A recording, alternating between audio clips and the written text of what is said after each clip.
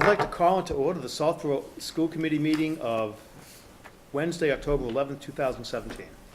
And the first item on the agenda is audience sharing.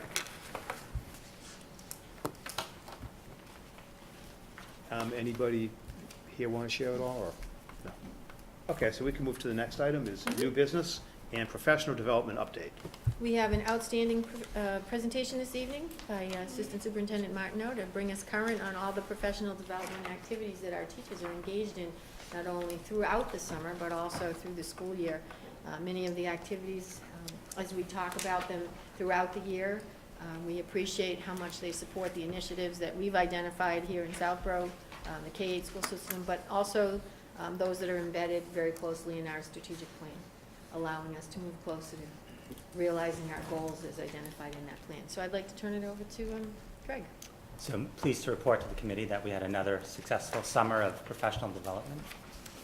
We have a professional development committee that began work this past spring, seeking proposals from faculty and staff around ideas and curriculum concepts that they want to pursue over the summer.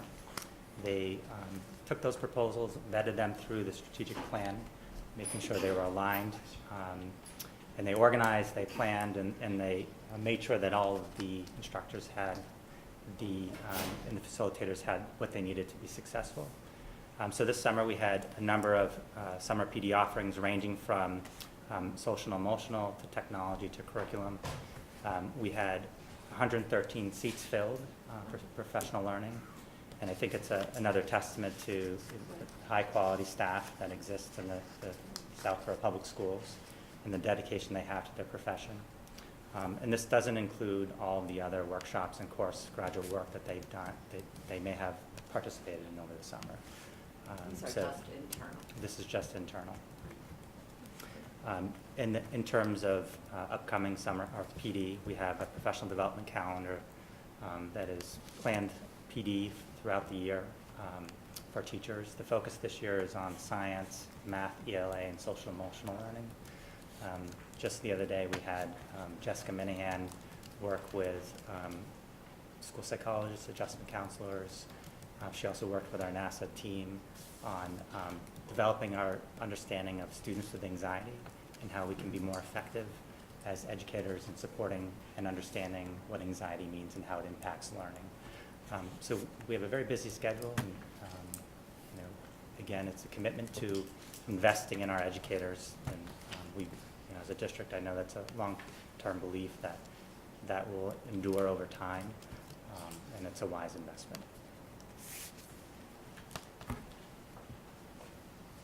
We've had how many PD days? So we've had 2 so far. Yep. This past Tuesday. Oh. So That's right.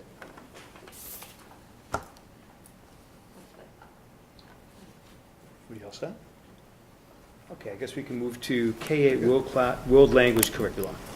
From meeting to meeting, it is always an event when we're able to provide a presentation specific to one of our content areas. And over the last year or so, we've had presentations on the changes with the science framework and the science curriculum. And these presentations often involve the great work of our educators coming together to talk about what it is we do in each of the content areas within our K-8 system. It has been some time since we've discussed world language, and I think that was an agenda item that was brought forward from the members of the school committee, and it's a good time to have those conversations. It's early in the school year. It allows us some flexibility to have conversations about content areas as we prepare our FY19 budget, but it also provides us an opportunity as a school community to dig more deeply into a specific area of study. As I mentioned, tonight is very much a brief overview of where we are in the world language program, sort of re-energizing the conversation, and thank the committee for bringing that forward. But it's also an opportunity for us to engage members from the broader school community, parents and teachers and school committee members and administrators, and oftentimes that takes place by forming a study group. So that's a direction that we may want to move in this year as we consider where we are with our world languages in our district. So tonight's a brief overview, and discussion I'm sure will follow. And once again, on deck, not to make a connection to the Red Sox again, is Greg Martinelli to present the world language. So I content. just want to acknowledge a few people. Jeff Drake is the subject matter leader at Trottier for world language and does an outstanding job. So he has shared a lot of information working with Principal Lavoie. And also Nicole, the member who's the department chair at Algonquin, also shared a lot of information. They collaborate on an ongoing basis along with Melican on our world language program. And I know they're very proud of the work that they do. So this evening, the goal is really to provide you with an overview of the world language program in Southborough and talk about the practices in the sequence. And really, as I know, far away. As Superintendent Johnson mentioned, It's a bigger view we have on the world tonight. Wow.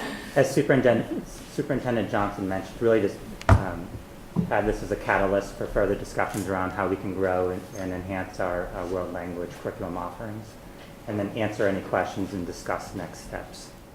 138 in Africa and so on. Countries where English is an official language.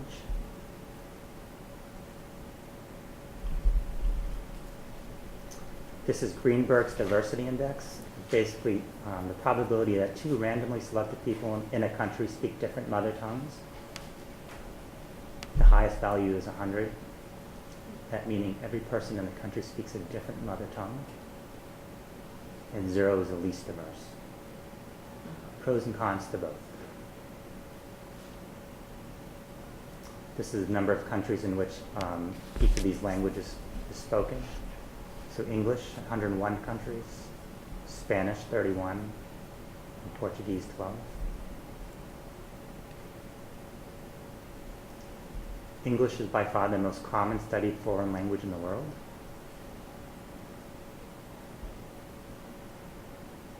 Followed by French.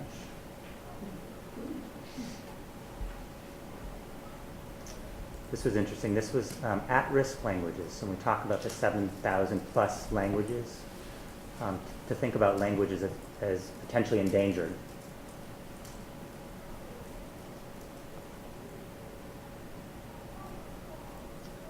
And of the 7.2 billion people on Earth, nearly 2/3 speak one of these 12 languages as their native language. So Chinese, 1.39 billion speakers. Arabic, 467 million. English, 527 million.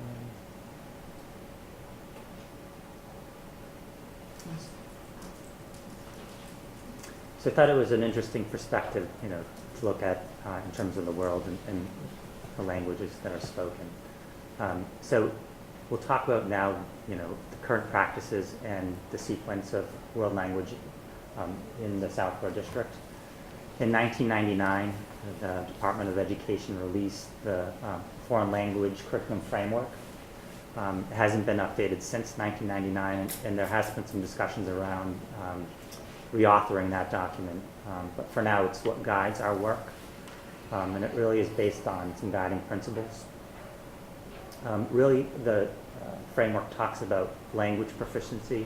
So by the time students leave high school, they talk about being proficient in at least one language in addition to English, and really with a focus on speaking, reading, writing, and listening. They talk about it being a lifelong process, that it should begin in the elementary school, since language acquisition at an early age tends to be easier for younger children. And then effective language integrates a study of culture and perspectives. And lastly, assessment of student learning is an integral component of effective world instruction. So those are some of the principles that have been in place since 1999. In terms of our guiding principles as a district, many of our guiding principles parallel the state's. We firmly believe that study of languages and cultures should be an integral part of a child's education, that effective language programs integrate the study of language with the study of culture, that learning a language and culture must be an integral part of the core curriculum, and that learning a language develops essential 21st century skills. So now we're going to talk about current practices and sequence of world language in Southborough. And I'll ask Principal Lavoie to, join me and add any anecdotal notes, if you will. In grade 6, it's a Spanish and French exploratory. So all students are required to take Spanish language one half of the year and French language the other half of the year. And this provides a nice foundation for students to select a pathway language as they move to 7th grade. And the classes meet twice per week. And the focus of this is still on language proficiency as students move through the program. Here are some of the exploratory topics that are reviewed in both Spanish and French. In grades 7 and 8, again, students can select either a full year of Spanish or a full year of French, and classes meet 5 times per week, and that continues in 8th grade as well. But at this point, students have selected a primary language to focus in on and develop proficiency around.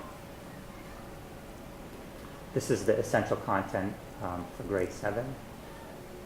Some of the grammar, conversational language, and culture is built in throughout the year. In 8th grade, the content goes into more depth.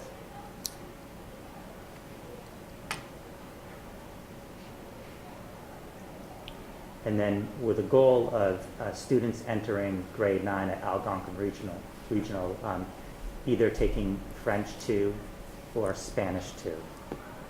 So that's the pathway most of our students take.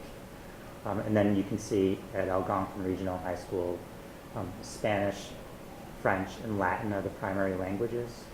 And it's French 1 through 4, and Spanish 1 through 4, and all 3 languages that are taught also have an AP 5 component that students can take. So a lot of different pathways for students in terms of languages they take, different paces. You'll see Spanish 2A and 2B, so that's a course that basically slows down the Spanish over a 2-year period. So students who might have a more difficult time acquiring a language have that time to develop the skills to be proficient as they leave the high school. So that's the kind of the pathway and sequence that currently exists in our district. And I thought it was important to talk about in the past, comparing the past to what today looks like. The language in classrooms in the U.S. has been transformed in the last 20 years to reflect an increasing emphasis on developing students' communicative competence. Students are required to know a great deal of information about the language, were required, but did not have an expectation of language use. In today's classroom is much different. In the past, students learned about the language, and now students learn to use the language. Isolated cultural factoids was in the past. Now there's an emphasis on a relationship among the perspectives, practices, and products of the culture. Technology has also placed a big shift in the acquisition of language. There are a lot of technology resources and tools that help students develop that skill set. And lastly, students turned in work in the past to the teacher. Now students are really sharing and publishing, they're becoming creators of work to audience more than just the teacher. So the classroom environment, I would say in all subject areas, but in world language as well, has really changed over the years. This is kind of out of context, but important. This is the Seal of Biliteracy. This is a partnership that began last year with Algonquin, Millikan Middle School, and Trottier Middle School. The Seal of Biliteracy is an award given by a school district or state to a student who has proficiency in 2 or more languages. And it's actually a seal that a student receives on his or her transcript. And it really speaks to the fact that being bilingual, multilingual is an asset to college and career readiness. And it's something that's to be celebrated. The Massachusetts Senate passed this bill, I think this past September. And now it's in conference committee. And I'm confident that this will become law shortly. So this is something that as a district we're pursuing and we think has great value. And RotaWeb has also been a great part of this work as well. So more information to follow on this rollout of the sealed biliteracy. So, world language studies, so I think we have a lot of questions. How can we build upon the district's current practices and sequence of studies? How can we expand and grow? What is the scope of current language practices across the Commonwealth? So what are successes that are happening across the Commonwealth and other districts? What does the research recommend on second language acquisition? When, why, what are the benefits to our students? And what are the various models for world language programs? From K to 5, there are various models in 6 to 8, and even 9 through 12. So this presentation really is a catalyst to engage in further conversation about what it can be and how can it grow. And at this point, I'll turn it over to open discussion.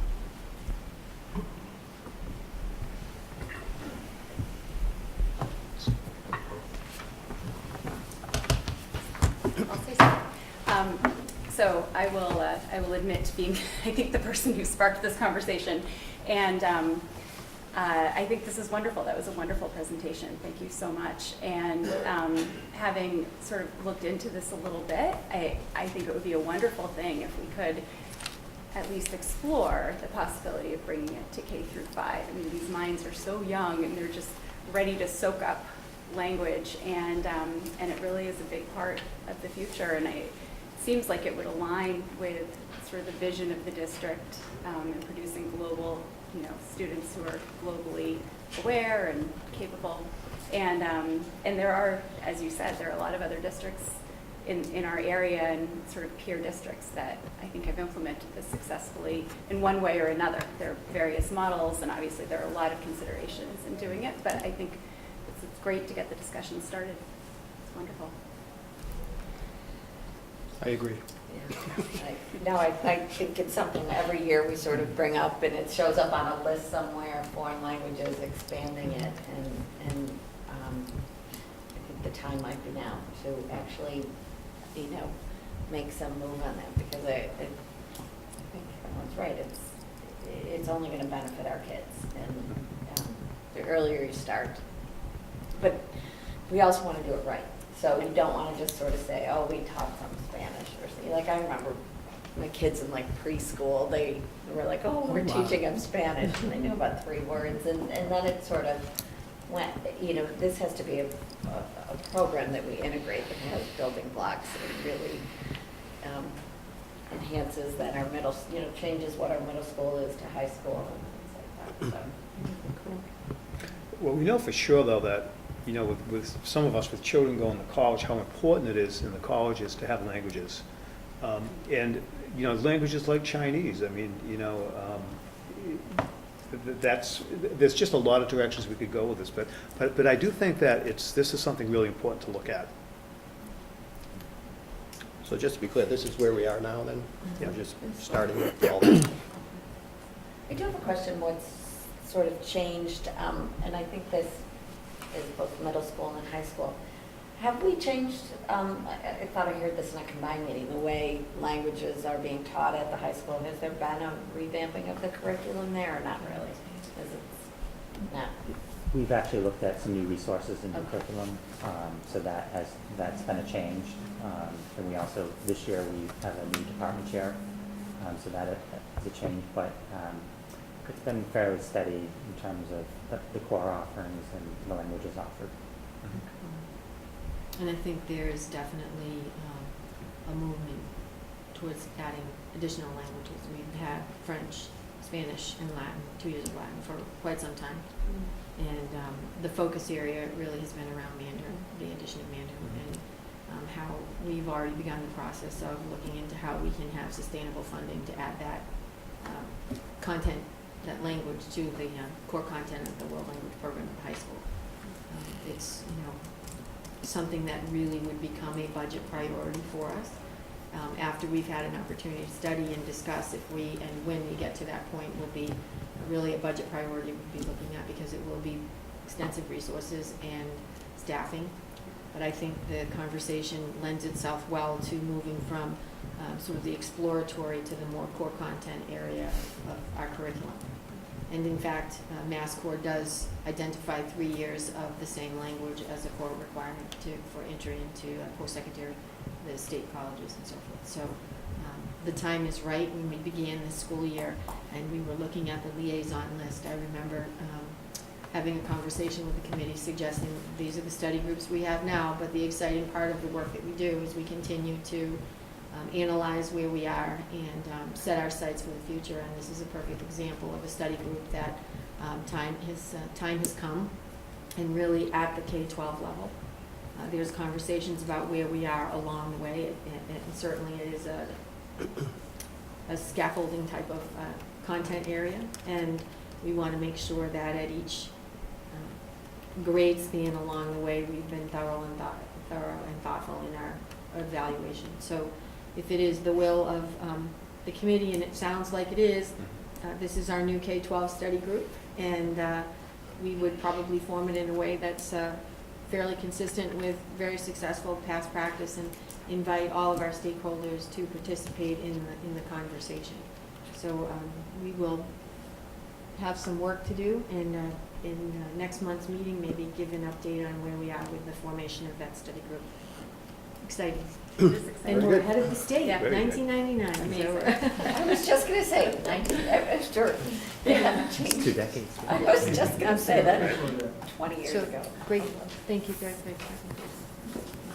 Can you get back to a couple of slides, really quickly? Yeah. So the one that talked about how many languages exist, this world language slide, is there like 2,000 or something like that? I don't know. 7,102. Okay, well, adding them all together. Yeah. There were 2,000 in Asia or something, Yeah. and then 2,000 in Yeah. India or whatever. So a couple slides later, so there's 7,000 languages. So a couple slides later, you had, I think, how many spoke English? Now, if you add those numbers up, and those are the most spoken languages, right? At least, not very many compared to 7,000. Yeah, so What am I there's, missing? so there are 12 predominant languages And then- spoken and of the then- 7.2 billion, and then the rest are Some are dialects, some are just small Chinese languages. dialects. Yeah. So of the 350 plus countries, primarily there are 12 languages that are dominant in terms of what's spoken. With variations. Right. With on variation. the- It is interesting, because I was just, the other night I was reading something that was saying in just a country like in Eastern Europe, sometimes they have 12 or 13 languages.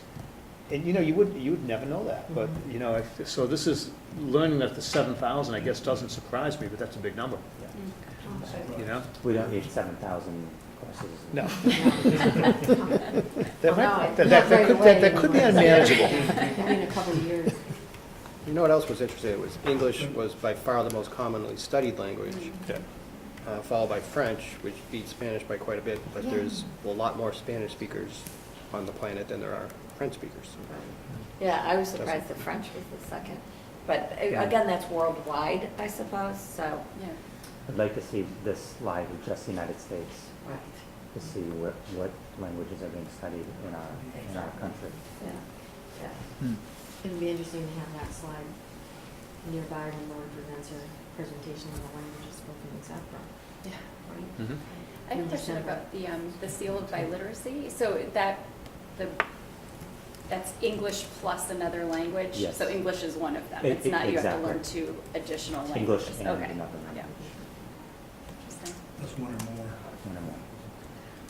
I do have a question, just, and it's probably something more for the study group, but just in general, I remember this from some conversation many years ago, and basically the gist was it's difficult to hire language teachers. Mhm. So I don't think that's gotten any easier, and No. so if that's still the case, and now we're talking about expanding, are we just, we have to be aware of that. If we expand, that we make sure, so I was just, I can tell by Keith's look, like, oh, yeah, that's, There- It is a challenging area. it is. I don't know if it was identified as an area of need throughout the state, but when we are looking for highly qualified candidates, we're not getting hundreds of people applying. And so I've done it over the last 10 years. I think we've hired 3 or 4 different language teachers, and we have a great group right now. But I think we're very fortunate to have had them and retained them for as long as we have. But I know that when we have a maternity leave come up or whatever the case may be, it's not an easy find. let's Right, put it trying that to way. get both the teacher and the language Yeah, combined. and the philosophy Right. of teaching in a very not, full immersion way, but through conversation and not textbook. I remember taking French all through high school and middle school, and it was very textbook vocab driven. Now it's conversationally driven. And Greg mentioned that as far as how kids are, showing their proficiency. It's not necessarily done with a matching quiz. It's done through conversations and using technology to record that conversation, reflecting upon it, and that's part of the learning process now. It's very different than what I experienced.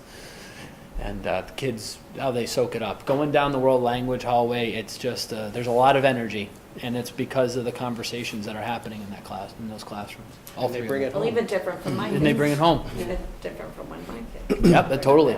Yep, I'm usually referred to as Padre. Padre. And there's an energy that comes with it. There's an excitement, and it's, I give the teachers a lot of credit. They cultivate that. So Padre, you're on the receiving end of that. But you feel it when you're in those classrooms. You really do.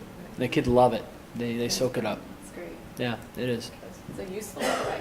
Oh, yeah, and it's a transferable skill. A lot of it, Yeah. whether it be grammar or socialization, it's not just about the language. Right. It carries over to other ways. So we found those connections to be, quite, much more than we ever thought before Yeah, with the new types of instruction that are happening. So, great. yep. Good. That's great. I'm excited. All set? Great, yeah. Okay, the next item is the MASC-MASS Joint Conference. It's that time of year, and 1 week earlier than most years, where we join together the Massachusetts Association of School Committees and the Massachusetts Association of Superintendents attend a 3-day conference in Hyannis. It's time well spent. It's an opportunity clearly to engage in active dialogue with our colleagues and to join together and participate in a series of, I think, very meaningful workshops. Every aspect of education and governance and leadership, but also to learn a little bit more about what's happening at the state level, which really does then guide some of our conversations around legislative initiatives and/or inform us when we're involved in the budget process. This year's resolutions are in your packet, and without coincidence, they are in fact pretty much all related this year to the Foundation Budget Review Commission's findings. It's nice to see that there's still a lot of energy and a lot of will behind these organizations to move forward with some of the changes that were clearly identified by the Foundation Review Committee that was formed several years ago. So the resolutions for consideration are all topics that we've discussed here at one time or another, particularly as we move closer to the budget process. And again, they're back for consideration. With the resolution comes the responsibility for the school committee to appoint a delegate so that he or she can participate in the conversation and the voting, which will send, I think, a clear message to the legislator on behalf of the school committees that these are things that they too want to see move forward. So that's where we are at this point. We can review the resolutions, but what happens generally is there's some changes made on the floor. It's usually a pretty enthusiastic, energetic, and sometimes confusing conversation as changes are made about wordsmithing and sometimes overall content of the resolution. But after the conference is ended, we do come back here and have a conversation about what took place. And sometimes the resolutions look exactly the same, and sometimes they don't look much at all like what we looked at tonight. So that will be a follow-up conversation. Is anyone Do we have any going? volunteers? I can't, I have a conflict, I can't go. I have a conflict, so I'm not going. I can't go. I'm up in the air at this point. Well, the committee, the combined committee, though, we all come together at the combined, Yeah. and we have an opportunity as three committees to join together and have conversations. So it may be that this is a place to have that conversation this year, at some point. I and, think that's a great idea. you know, talk about the resolutions, because the resolutions are in common with every school district, and that's why it's superintendents and school committees. So, great opportunity still to engage in that conversation once the conference is over. Did we want to, because we have the, on the 25th, we have the combined meeting. Did we want to maybe talk about it there to see if just within the three school If committees? anyone's going. Yeah, well, I'm thinking that we could ask if anyone's going there and get some feel as to whether we have enough coverage that way. Yeah, I do know, we do have a delegate from one of the committees, from Northborough. The regional committee hasn't yet met, and we'll be taking up that conversation next Wednesday. But certainly, we can add it as a very brief agenda item on the Brief, 25th, yeah. just to sort of circle back and find out if there's a common thought about any of this. Yeah. Yeah, Is Kathleen going? Do we know? I'm not sure yet. We'll be there. Yeah, Okay. yeah, we're- Because so- Kathleen built us up for years. I was just gonna I know. say, Yeah. you could like make her a This was proxy. always easy. I think that she is, probably has a permanent pass to most of the workshops. So we'll just let her. So that's knows the what we want. process, and we can certainly add this to the combined agenda. While we're on this, though, I must have read Resolution 2 like 3 times, and I still don't get it. Can anyone decipher that? Yeah. So I can speak to this, Cheryl, back me up on this conversation, Resolution 2.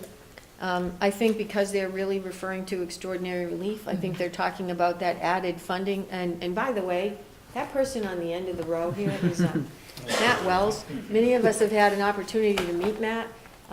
We're fortunate to have Matt, but unfortunate that he's here because we're saying happy retirement to Cheryl Levesque as of November 30th. And so we are very pleased that we've had an opportunity for some transitioning. I think 2 months or 20 years is not enough time for Cheryl to share everything she knows about her 30-plus years in the district. But we're working on that, and Matt has been with us now for 3 weeks. And we've just brought Matt everywhere with us. And he's meeting a lot of people in the towns and has participated in a lot of our subcommittee meetings and really getting to know our district quite well. So we're fortunate that we have this time. I'm thinking Carol Burnett. We're fortunate that we have this time together and have for Matt and Cheryl to share practices in our district. But this is funding that might become available to us at the end of the year when all of the circuit breaker money, hard to believe, may not have either been applied for or expended. And so this specifically speaks to that money, not the circuit breaker money that comes our way in the normal course of events. That allows us then, you know, like this year, I think it's what, 65, 68% reimbursement for circuit breaker. 65. This allows us to get a little bump, and I think somebody sent me an email about how can it get to 70% or 71%. And sometimes it's because when you add the extraordinary relief percentage that was realized in usually the March timeframe, that bumps up any individual's district somewhat based on that. And that cap, that 125, that ceiling, is what they're looking to have removed, so that it's a lower level of reimbursement as a benchmark. Yeah, it's been a good several years that Southborough has qualified to benefit from extraordinary relief, but that's, the good side of that is we haven't, well, I don't want to jinx any of us, but you have to, your special education costs have to increase in a given year 125% over the previous year in order to qualify. Oh, Right. okay. That's what that sentence means? Mhm. It does Okay. When claimable special Yeah. education Mhm. costs, what's increase. a claimable cost? Something you could claim but didn't, or Well, if what's claimable? claimable is what is claimable during that given year. So what So is, something you could claim. yep, during and you that will claim it, given you will year. claim it, but then you will not see that money until the following year. So then, when it exceeds 125% of the previous year's claim cost is really what that sentence That's means. right, that's right. So you can qualify Okay. for some relief in that given Mhm. year. Trying to, Yeah.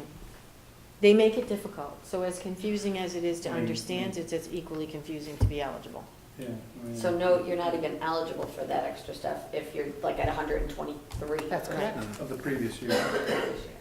That one word And that's made what it a lot they're easier to trying to understand. take that 125 thing out of there and just say, Mhm. everybody should be eligible for excess. Is that really what it is? When their expenses do unexpectedly go up during the year. When they, but it doesn't. Yeah. So, So the second paragraph, the top of the second paragraph is a good explanation of that with the tuition. So you can have significant out-of-district tuitions. And if in fact it doesn't reach this level of, expenditure, you have significant out-of-district tuition. And to the extent possible, you would be eligible to claim it under the regular circuit breaker regulations. But to get additional relief, which might become available to some districts, that ceiling is quite high. Correct. well, that second paragraph really explains why many will never get it. Mhm.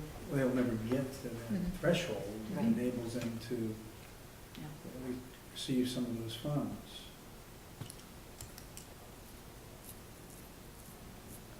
Now, and there's a second component, because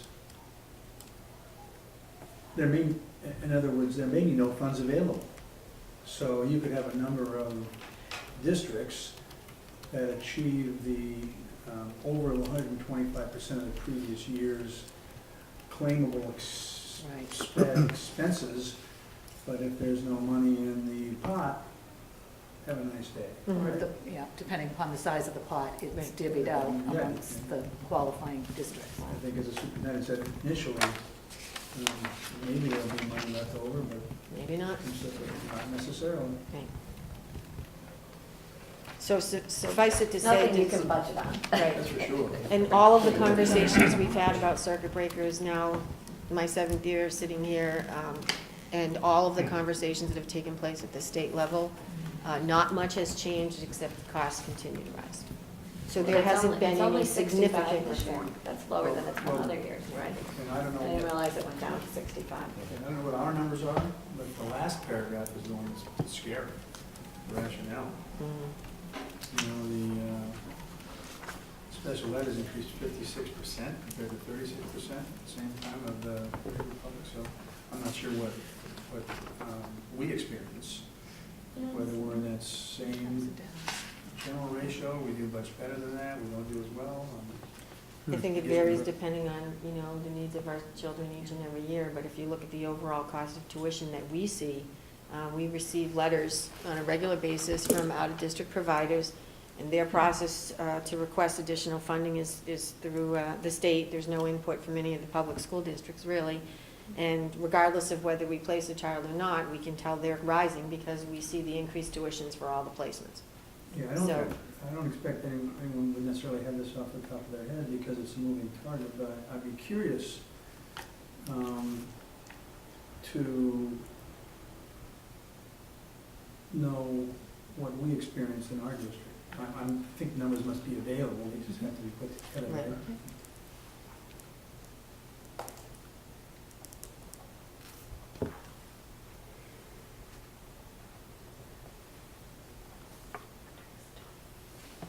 I think we calculate that as a percent of budget when we do the budget process, but certainly we can get the aggregate total as compared to previous years. Well, do we track it by just the regional district, for example, for the most part, or are we tracking it Each by district. each district?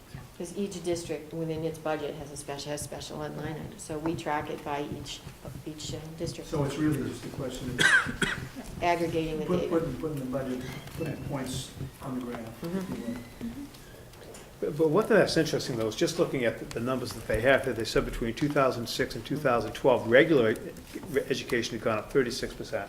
I mean, that's 6% a year. That's, I don't know where that's coming from.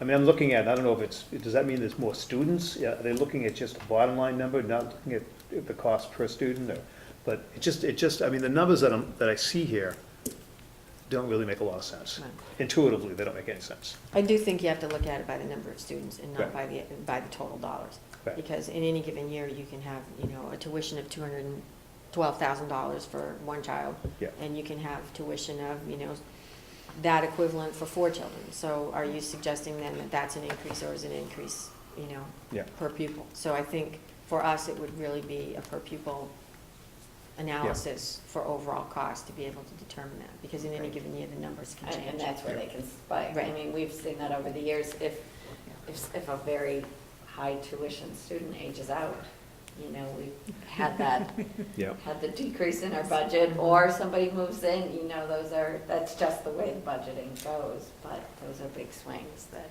you can sort of predict, but they're not linear.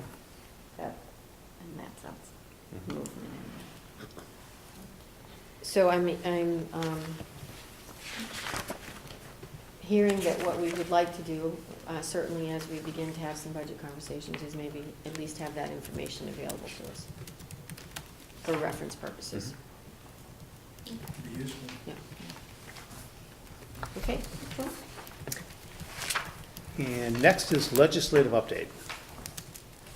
Well, I think we just discussed a few, Yeah, so we did. that's probably longer discussion on Carry legislative over. updates than we've had before, so. Well, I guess my Good question is, conversation. maybe Paul, I'm not really sure who knows and I have to say I don't really know the details of the new foundation budget recommendations, but is it good, and is there a chance that it actually might be accepted and put into practice? Loaded question.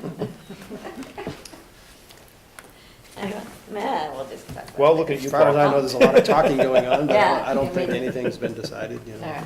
There's So been, it's just, it could take time, is basically what it is, that's to get my the read, but. new formula into play. It's incredibly costly for the state to embrace Oh, okay. some and definitely all of the changes. Gotcha. So one example is reimbursement on a minimum teacher salary. So the foundation budget goes back to when the teachers only needed a bachelor's degree, not a master's degree. So when you look at the cost and Chapter 70 reimbursement just based on the teacher salary, it's skewed. And so if that's one data element that the funding formula is based on, that too follows suit with every other data element, that it's so far out of date and out of the range of true costs that what we're getting reimbursed on is information that's 20 years old.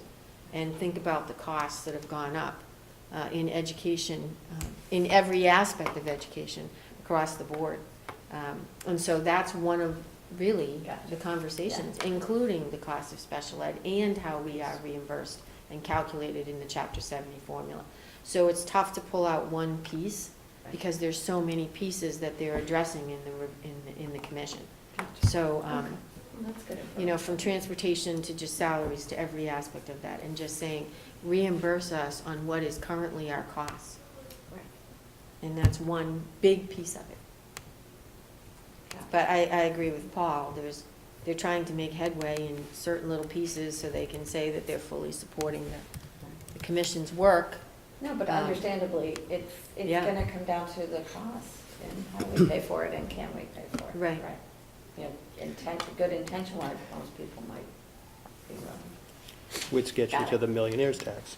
What? If the millionaire's tax passes, then that's $1 billion for schools, supposedly. Gotcha. Gotcha.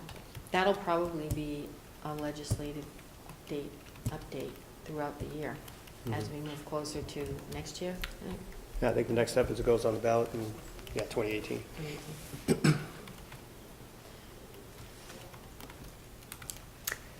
All right. And 2 old business. Distribution of the 2017-18 subcommittee and liaison assignments. In the packet, I think we have this right, but as we know, we're very collaborative, and these are the identified liaisons, and we have the good fortune of, by policy, supporting anyone who comes to the meeting in the absence of a liaison, so we're able to get our work done, and there's lots of work to be done. So this is currently the assignments that I think we talked about last time, always subject to change and updating. And we do have a new study group to add, so we'll add that to this list for next month when we have our conversation, and at that time probably be asking for participation from someone on the committee. So you have a whole month to think about. And the next item is the 2018 to 2019 school calendar update. Just wanted to, again, share with the committee a reminder of, Jerry, you mentioned it earlier, that we do have a combined meeting on October 25th. And the only agenda item of length will be the discussion on the 2018-19 school calendar. It's not a unique event. We have this conversation each and every year. And this year, we've actually conducted several surveys. We have one still going on, via district doings. We tried a different variety of mediums to use to get input from folks, and we've had a very high response rate, I believe, for all of them. Each of the survey that we've conducted, 1 last year, 2 this year. And really, while everything is up for conversation, we're finding that based on the input that we've received from the surveys, the significant number who've responded have really responded to the religious observance issue or question or piece of the school calendar that we discuss each year. So we will have all of that information, the results of the surveys to share at the combined meeting, and also some sample policy languages that other districts use to allow the appropriate time for people to appropriately engage in their religious observance, regardless of what religious event that may be. And we also will have, while we are unique to make whatever decisions we choose with the our school calendar, we will have information about our neighboring communities as well in terms of what their practices are. I have, Jerry saw the email, I was trying to paste communications. Too soon, people forget, too late, it's too late to schedule, so this week was perfectly right. Reached out to all of the interfaith organizations that I have information on. I've also invited them to share with me any other contacts, just to make sure that anyone who may be interested in engaging in some conversation or listening to the conversation that evening will be able to know it's scheduled and possibly can attend. Very good. Because I got a copy of the survey. I'm not sure, I got it. I don't remember where exactly. District doings. It was district doings. Content So I plans, responded to it. content, So everybody, if you, just in the public, if you're getting district doings, take a little time to respond to the survey. It's a quick survey. Yeah. That survey it took a really is minute. just on the religious observance, because Right. as we've conducted numerous surveys, we realized that the only topic that's reached a sort of a 50% level of interest in terms of the responses that we've received. We've started with everything, what about a shortened February? What about a longer, a March? And it was very broad-based, and that was the survey that we distributed last year as part of our communication survey to sort of track our progress against the strategic plan, the focus area of communication. And from that, then, we sort of were able to ascertain the topics that were really of interest. And so we had, responses that might have been 11% interested in changing a professional development day, maybe 9% interested in March, but nothing that rose to the critical conversation that we'll probably have on October 25th. The second survey, we sort of tweaked it a little bit more, and this one, this survey is really just on, the religious observance practices in the calendar. And we still may make some changes in the calendar around professional development day scheduling and those kinds of things, but that generally is a given. We have 5 days, and where do we put it in the calendar? So I'm sure it will be a well-attended meeting.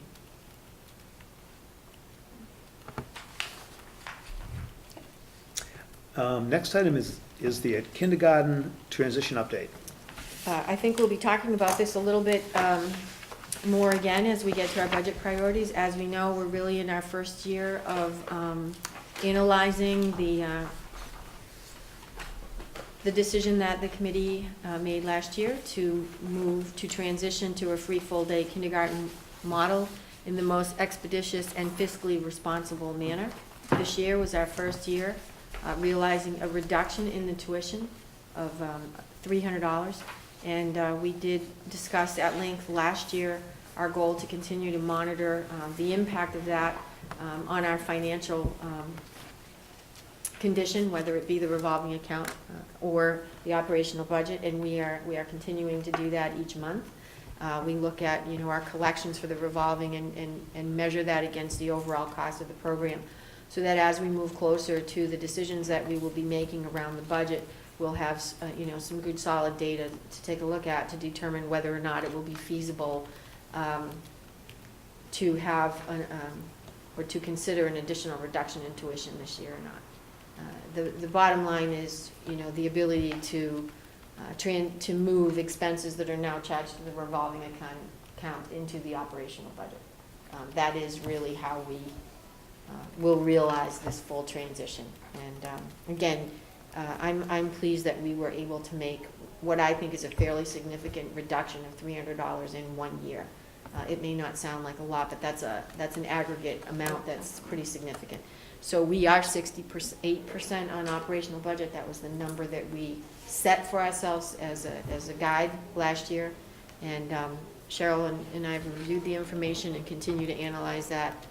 It's tracked at the office, and we'll be bringing that forward. So. When you say you're continuing to track it, Receipts. how many mid-year, I guess, entrance do we have? Doesn't most of this occur at the beginning of the year? So you kind of, you've got to have a pretty good idea, even though you may have some mid-year activity, okay, regarding, or is it just really be safe before you decide you're going to try to come to any conclusions? I think all of what you said is true. I think we want. I'm always happy. That's about right. that. It's all good. I think it's important to track. Rare too.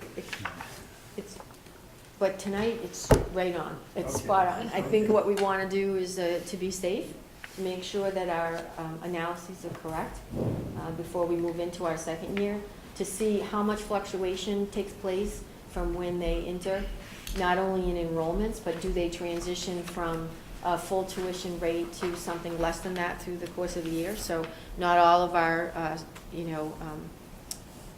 it's a sliding scale, as we know, for kindergarten. So what changes take place, so at least we have some data to say, okay, if we're really using very specific numbers, how much of a swing did we see in what we thought we were going to collect in terms of revenue to balance that operational budget actually occurs once the school year begins. So we have past information, but would I suggest that we've been tracking it in that specific way, with that specific intent? Maybe not, but now we are. So we have this year, our transitional year, and we have years previous that we brought forward. So we can see if we're suggesting that, you know, we're gonna have 100 paying full tuition, that's X amount of dollars, but based on those numbers, if there's significant fluctuation, either in decreased enrollments or accessing that sliding scale, that can mean as much as, you know, half of a teacher's salary. And that's a significant amount when we're talking about a budget increase overall in the budget. This is because Cheryl didn't make the projection, she wanted to wait. Cheryl does her anticipated projections, how's that? Now, when do they pay, is it paid quarterly? How's it paid? Quarterly. Quarterly. Okay, so it can fluctuate, that's the whole thing. So if it was all paid in advance, you know, Yeah. but you're right. So they pay quarterly, and they can, either they can leave, or, I mean, they might move, or they may Not pay. qualify They might for a not sliding pay. scale, or, yeah, so things happen, things can happen, It's the moving target. right? Right. So it would And be our safe to kindergarten have numbers were that. bigger, they Yes. kept growing, right? Yes. Yeah, because they're 130 now. So it's safe to have more data.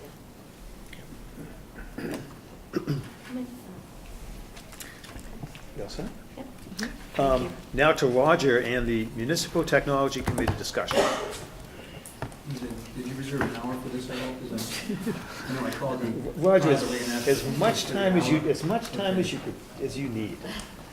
All right, But well, not an hour. sensing the enthusiasm in the room about this topic, maybe I'll cut it back.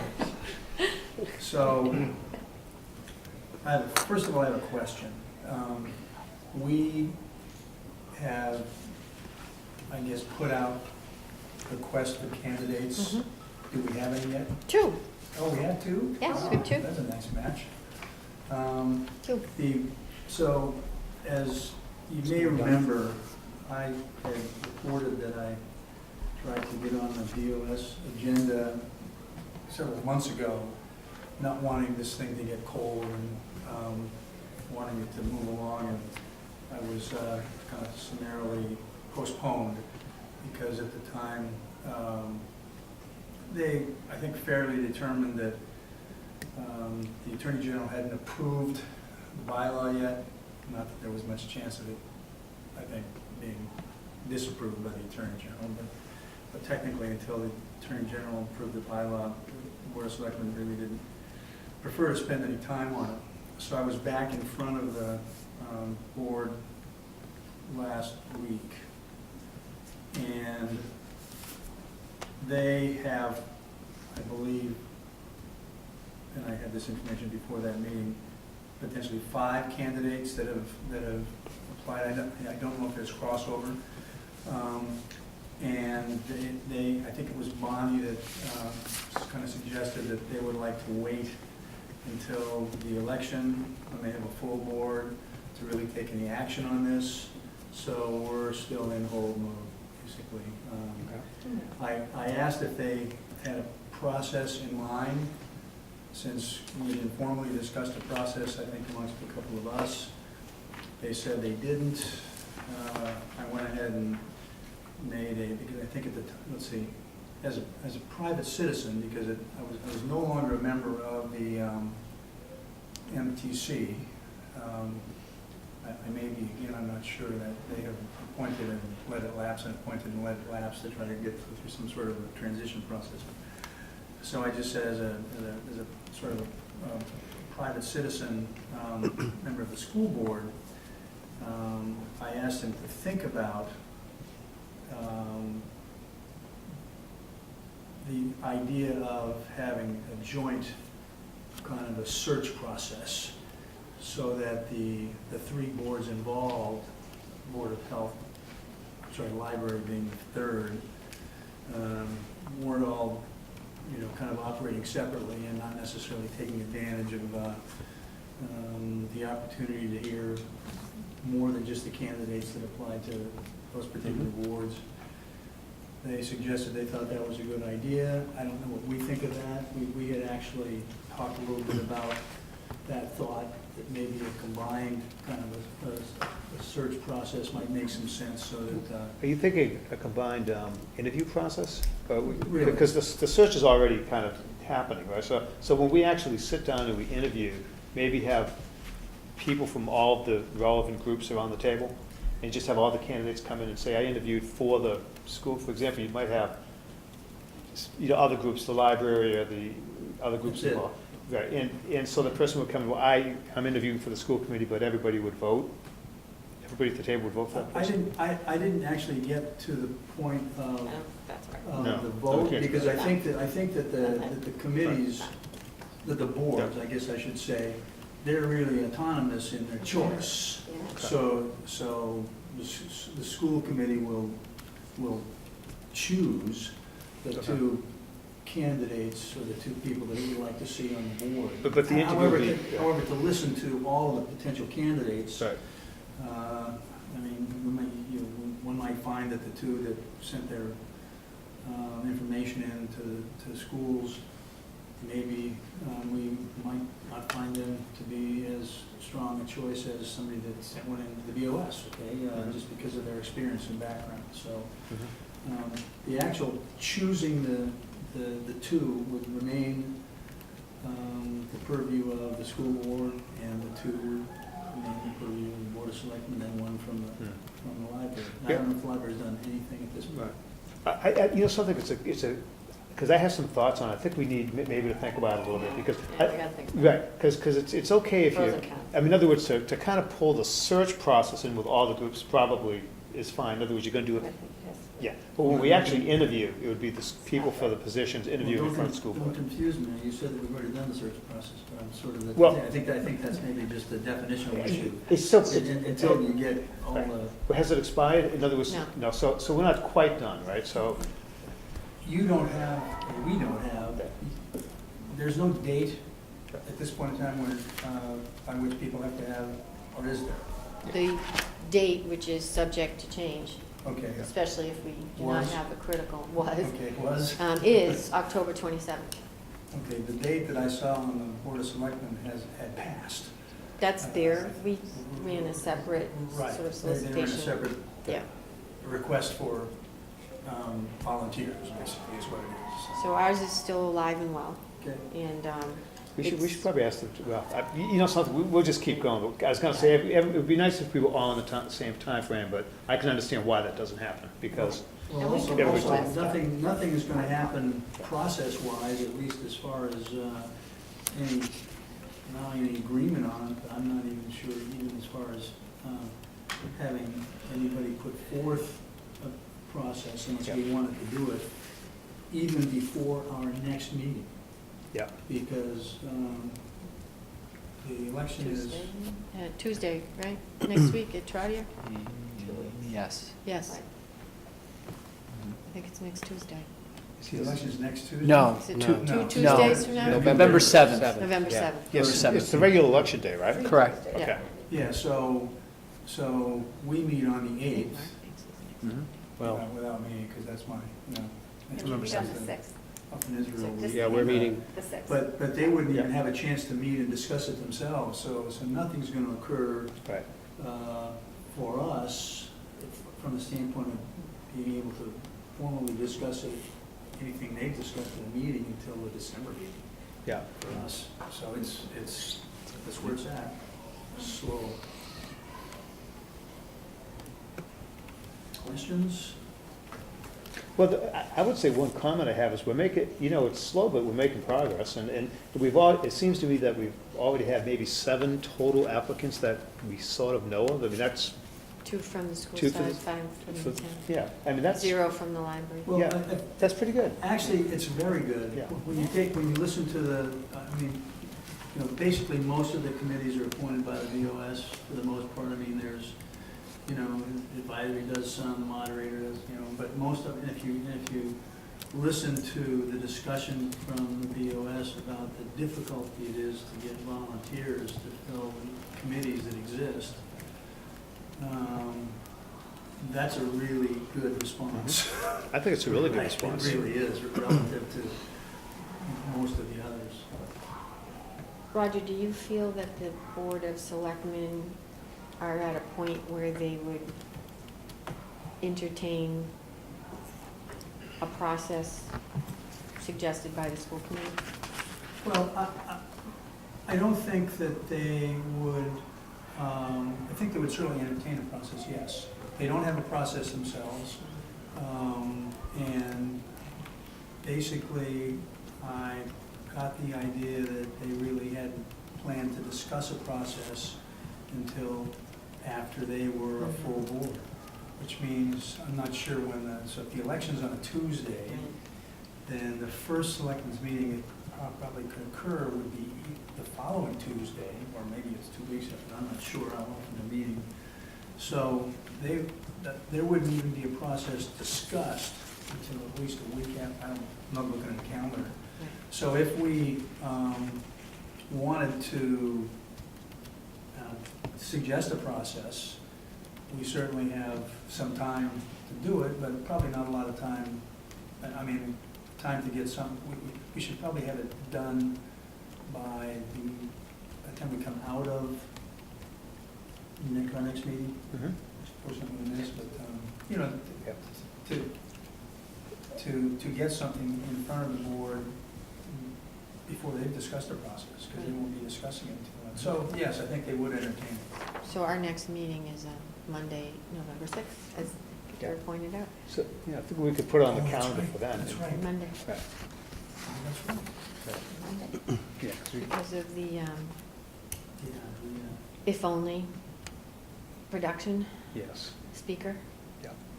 on Wednesday. I think that was a discussion at our last meeting, that we agreed we want to make sure that That's everybody a meeting back, so. participate. Oh. Yeah. Well, in terms of that process, I think, I know I was involved in that idea that we do some sort of a joint vetting, I guess I would call it, of the folks who are interested. Mhm. And, you know, the idea is so we can weigh in on each other's, like, I may know someone that they don't, vice versa, Mhm. may have strong opinions one way or another. So I think it's healthy if we can all Or weigh in on. someone else might have a good question that, Right. that someone else from someone else didn't think of. Right. All right, so I think it's only an advantage. So, whether you interview together or not, I don't know, but, then at least an initial vetting Right. of the candidates, I think, One makes of sense to the do together. Conversations we had throughout that process was making sure that the composition of the committee was well-rounded. Right. So that we're tapping into a variety of skills and knowledge, so that regardless of what the issue might be, we know that there's representation on this committee that can provide some support. And hearing everyone's presentation in that venue would allow for us to determine whether or not we have what the goal of that committee was, which was a very well-rounded level of expertise and, collaborative spirit. I think that,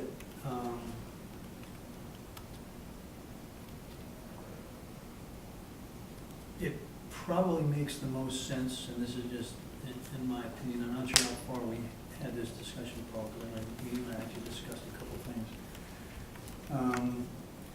To pick one or two people to at least get involved initially with maybe one or two people from each of the other boards. Yeah. It's unwieldy to have 3 full boards try to sit through this process. Even And- And it's intimidating for the person. And when I say one or two people. I'm just trying, Yeah, when I say one or two people, it's not just committee members, but, for example, administration who would be, there's a vested interest here. And just another word about the selection process. So even though each board will have the final decision on who they choose to fill their quota, 2 and 1, Christine's point is really a very interesting point, because you would like to have a broad representation of skills. So it won't serve any purpose for everybody to do it in a vacuum. Right. If everybody happens to like a network person, and all of a sudden you find out, gee, everybody else liked a network person too. So yeah, there has to be some collaboration, I think, through the process, even at least through, kind of the final part of the process, or you'll miss really what you just identified, and I agree with that. It's a very important characteristic, that you have some broad skills on the committee. So yeah, it's not easy, this process. Yeah. I was gonna say too, even if we tried to get 3 entire committees together at one time, just scheduling that would probably, And I just say, if Challenging. I'm like a community volunteer going, wait a second, I'm just volunteering. And you're gonna make comments before like 3 boards and answer questions. We have to hold, Sorry, we'll I'll hold go it to in the my kids'. auditorium. I'll go to my kid's soccer practice Yeah, instead. I'm suspecting that it may go something like maybe someone from administration, someone from a board, and that makeup, you know, almost ripples through each situation. I think that probably either Mark, I think there would be someone from the BOS, from the board itself, and then perhaps Mark, perhaps in the representations really from IT, okay, and from the libraries, I'm thinking that, you know, you also have the same kind of a makeup. So that's 6 people.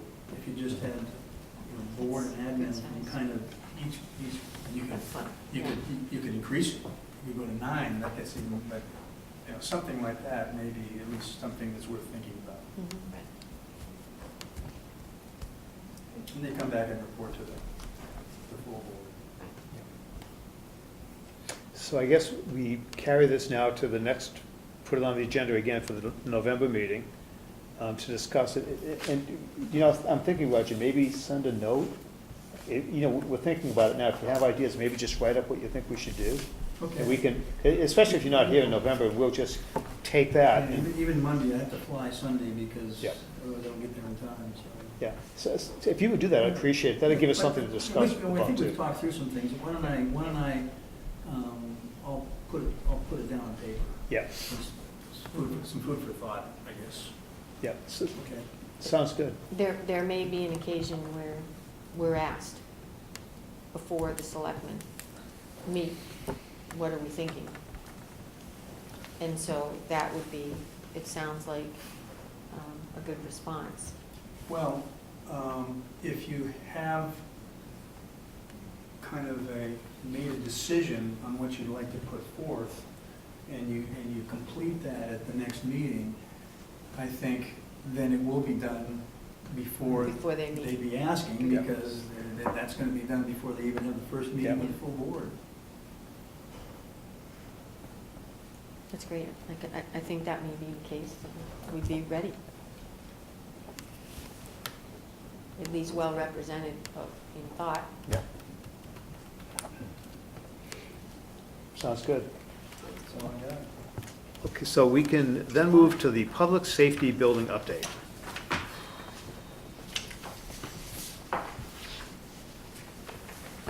It's moving along in a very positive and brisk manner. I think we had the opportunity, Jerry and myself, to attend a meeting that was held by the Public Safety Committee.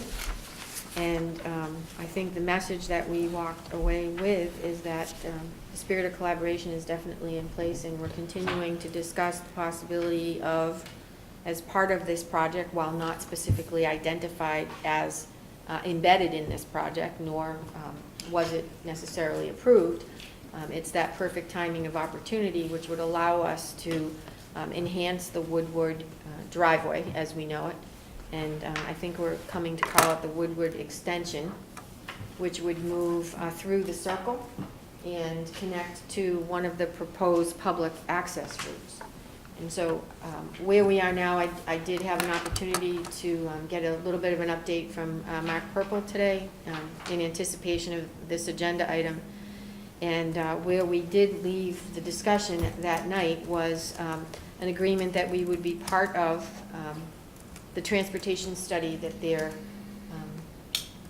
launching very shortly. It hasn't begun yet, so we haven't missed any windows of opportunity. And that analysis will really be about, you know, where do the traffic lights go, how much traffic is going in which direction on Route 85. We'll probably be asked for some numbers of folks moving in and out of the Woodward driveway and circle at this point. And then they will come up with what they think is sort of the best proposed placement of lights and things like that. We also talk, and we will be part of that study with no additional cost.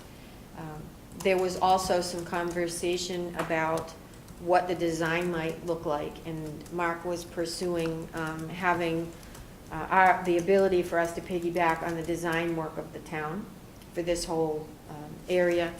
And I did actually receive a design cost projection for the work that we might want to have done around the Woodward property, which may include, but be not limited to, the circle, but also we've had some conversations about what about the driveway on the opposite side, moving closely to the town, on the town side, if we were to have some construction take place. So that easily could be sort of a second phase that is at least designed out while we're doing this work.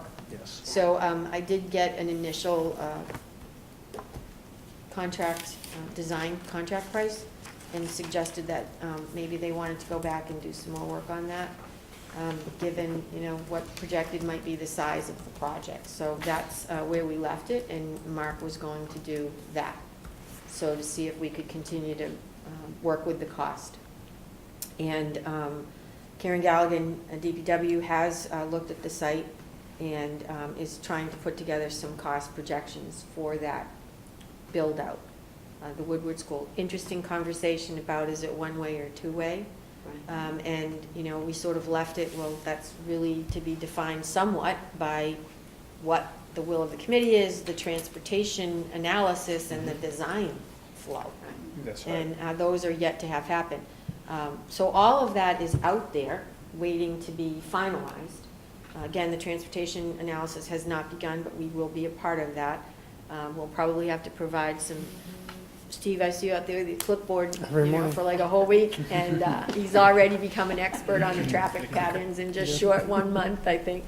The clicker, we'll get you the clicker, and they'll probably be asking for some PM and AM numbers. And the design bid is in process, they're just working to bring it down a little bit. So it was part of the big package. But it's pretty exciting to think that not only will the extension take place, but this might be an opportunity for us to look at that other location. I will say that shortly after we met, the rec department came by, and we had a great conversation about where they hope to go in terms of the projects that they have in town. And I see nothing but the possibility of collaborating not only on what we're talking about at Woodward, but so much of what we discussed in the subcommittee, our capital subcommittee meeting this Monday, it was as if they were in the same room with us. So they too were looking at Trottier and expanding the track. They were able to determine that just this week, I think, that the track is in fact a wetlands issue and cannot be expanded.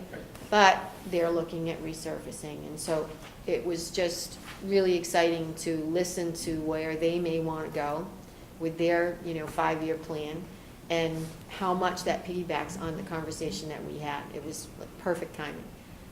And then today, earlier, I received an email from Karen Galligan. You know, we've all met Brent, and he's out buzzing about with some great work, and he buzzed Karen's way, and she sent an email and said, oh, you know, I think I understand you might want to do some patching on the Finn Trottier humps and bumps, and she was very excited about the bumps turning into humps, by the way. Oh, She was good. thrilled. And, you know, good input on maybe a few humps, not bumps, added to Finn parking lot. But she's, you know, she sent an email saying, you know, really excited to include you in the bid that they're going to put out in the spring, which would help reduce costs. So just a lot of good dialogue happening, and all sort of aligned with what we're thinking. So we're in, let's get this stuff done. Let's get the transportation and design bid done so we can do the work. And I'm sure the consultant will want to meet with the school committee and Steve and, you know, folks from central office once they get into the nitty-gritty with design. And then, of course, who knows what solar can power?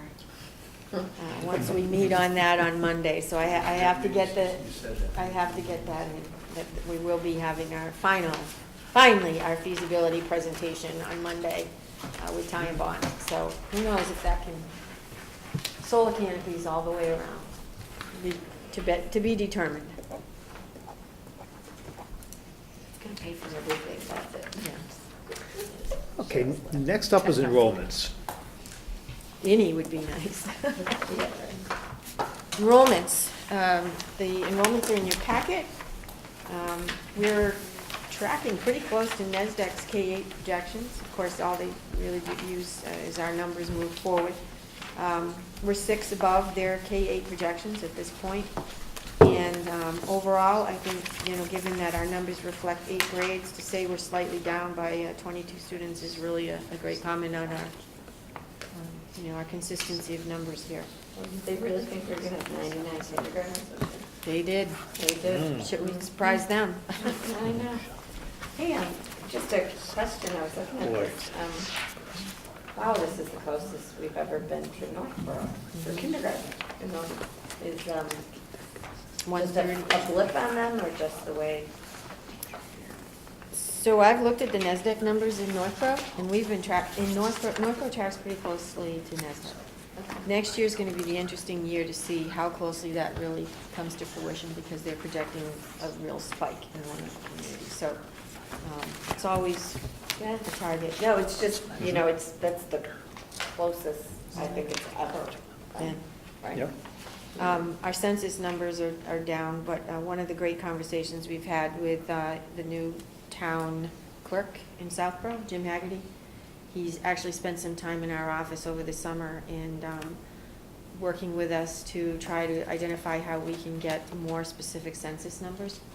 And he's, making some changes on his end to improve the process, I think, and has committed to give us more timely updates on the census numbers as he gets them. So we're kind of excited to see what that brings in terms of our enrollment projections moving forward.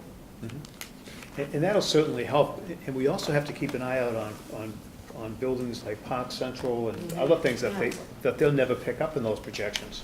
Yeah. And, we don't know what's gonna happen there, but it always seems to be right on the cusp of being built. I don't know when it's gonna happen, but when it does, it could be significant. Really, just a question that I don't think anyone's taking the school impact into anything. Or maybe they haven't they just know it will impact us and, That whole discussion was very interesting with respect to the schools, because it was discussed at many meetings. And everybody sort of weighed in on, whether they should or shouldn't contact the schools. I know that a lot of the conversations were really around the traffic patterns, but in terms of actually anyone reaching specifically out to the schools, that didn't take place. So they may have been just using NESDEC projections or census information. So I think the next time around the conversation starts up, they'll probably be definitely in contact with us. I mean, it's, good, bad, whatever, it's a piece of the pie from a cost to the town, that if you put that many units, especially 2 and 3 bedroom units and 40B units, you're going to impact the schools. I mean, right? Okay. It's facts, that's not going to not have an impact. And that's why we have to keep mentioning it in these school committee meetings, just so that people Somebody understand listens. that when we're looking at our projections, we're not looking at the understanding of a huge complex being built. Correct. And when that happens, or once we know that's happening, the numbers are gonna go up. Absolutely. Just fact. And, what? It's interesting, because at the selectmen's meeting that I attended, hoping I'd get up before I did, because there was an item on before me which was related to this piece of property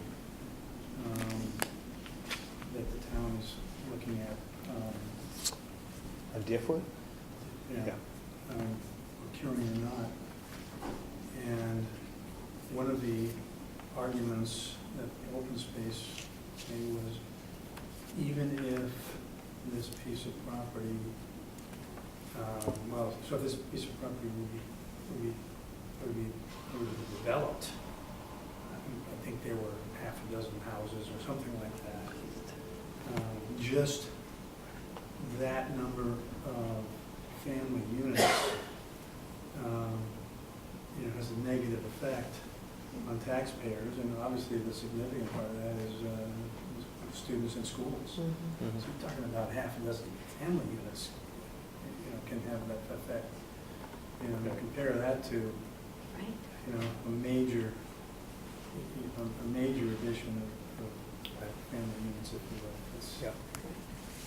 significant. It is significant. You know, the hundreds of units is really just, I mean, you know, when it finally starts being built, we'll have some idea. But at least we keep mentioning it now, Right. because we just don't know when it's gonna happen, or exactly how many units are gonna be built, or what type, how many bedrooms. Right, because that'll play into one bedroom, you're not gonna get kids. What kind of projections do we do, if any, really more on the theoretical side?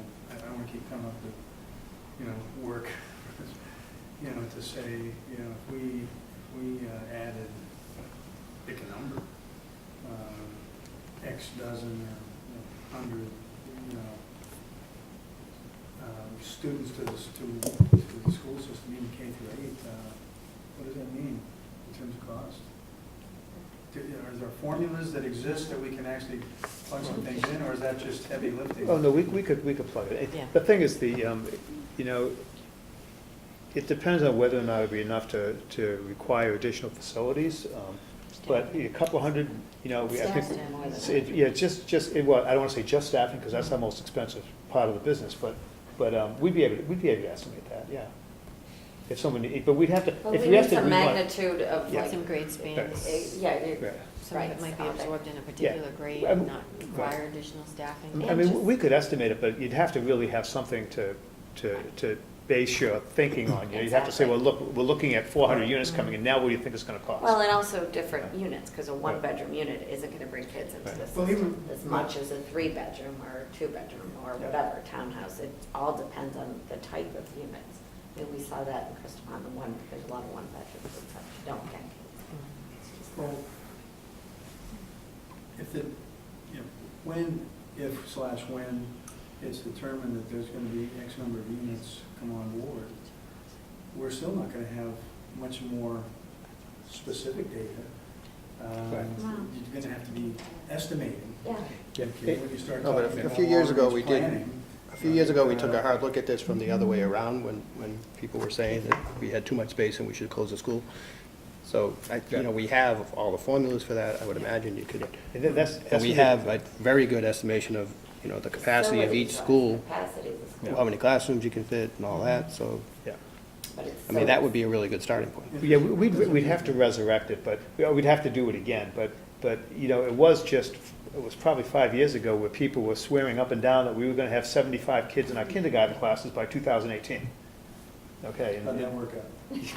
yeah, so, and the thing is, We're a little less Well, than that. Right. yeah, a few more than that. you know, so, the, one thing is, it's really hard, some of the numbers are really hard to get to accurately, but still, I mean, I think we estimated, I think for 2018, 110 or 115, and it's still even above what we estimated. But you know, Roger, we take a stab at it. You can look at, like, I think it's Avalon and Knoxville, we did have things that we could look at to give us some idea. But it's almost anybody's guess, but you can get a high and a low range out of it, and you can try to pick some number in between the two of them. And I'm sure Desi has some formulas that we would use to calculate the impact. And the worst case is you can just simply use per pupil expenditure and estimate based on the number of anticipated 2 and 3 bedrooms, how many Right. kids are moving in. And that would be a high number because there's an absorption factor in the classes that we have right now in terms of class size policy. But we could start there.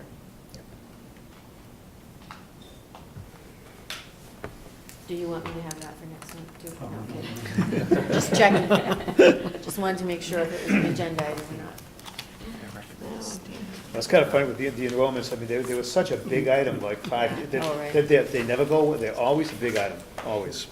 The stress I could see building up over, you know, the full kindergarten, you know, impact. Yeah. I don't want to add to that, okay? Just take it nice and slow. We can maybe add that in March. In the packets, moving along, is the general fund FY18 Yep. monthly expenditure report. Would entertain a vote to approve until audited, and the auditors are in now, right, Cheryl? They arrived this week. Yeah. So, That's why Cheryl's smiling, the auditors are in. so do we have a motion on the monthly general fund expenditure report? I'll move that we accept the fiscal 2018 budget monthly general fund expenditure report as of September 30, 2017, until audited. Second. All in favor?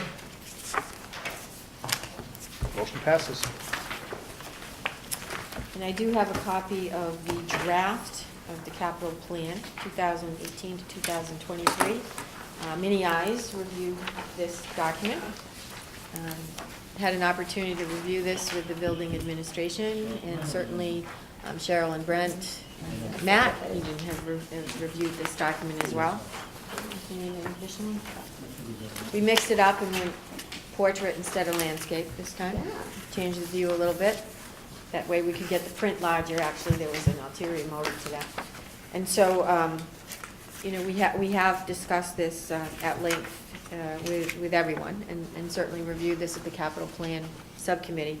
One of the things that I think we have agreed is to try to incorporate some reasonable estimates on what the maximum might be for that Woodward extension, and have prioritized that, because this may be our one chance when all the heavy equipment is there doing good work on the public facility building, that it's an opportune time for that to happen. And I believe one of the other priorities was in fact the upgrading of our phone system in each of our 4 schools. So those are 2 high priority items.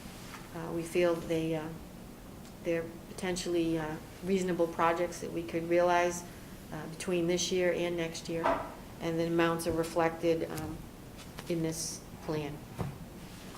As we know, depending on the urgency of any particular issue, we may have to move one project up or out.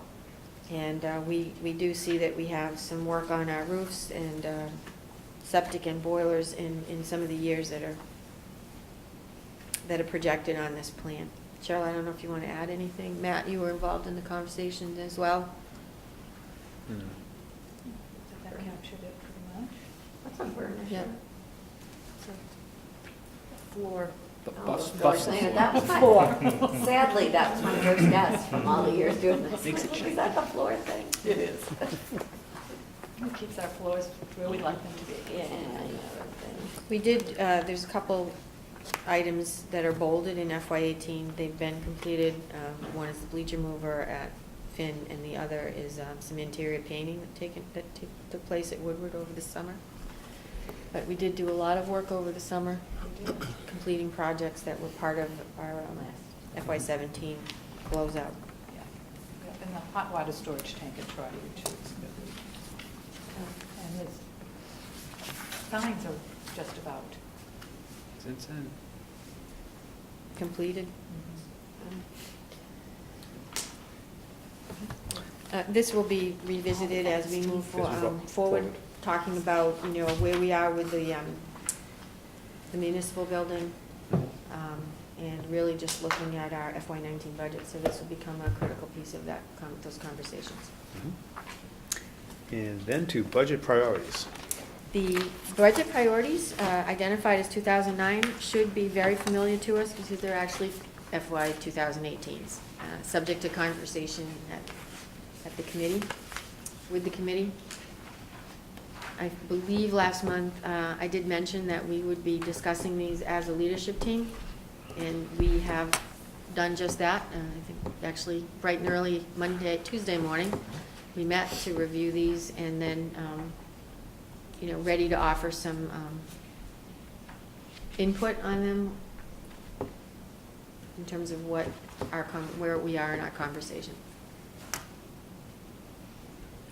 Last month, I think we talked about adding something about continue to move to a tuition-free kindergarten model. Right. I think. Was there an updated one? No, I didn't want to be presumptuous, so I thought I'd do the intro first, but we do have some suggested You teed it additions up. if anyone wants to take a look at that. So if there's a will. I'd love to see I that have a revised way version. to present those. So these, after quite a bit of conversation about the work that we've done in the district, the priorities that are reflected in black are really the ones that are already part of the document that you had in front of you because they were part of the FY18 budget. And really, these are things that continue to be first and foremost in the work that we do. Again, we're moving towards a Vision 20XX, and that will change over time, 2025, or whatever the committees decide.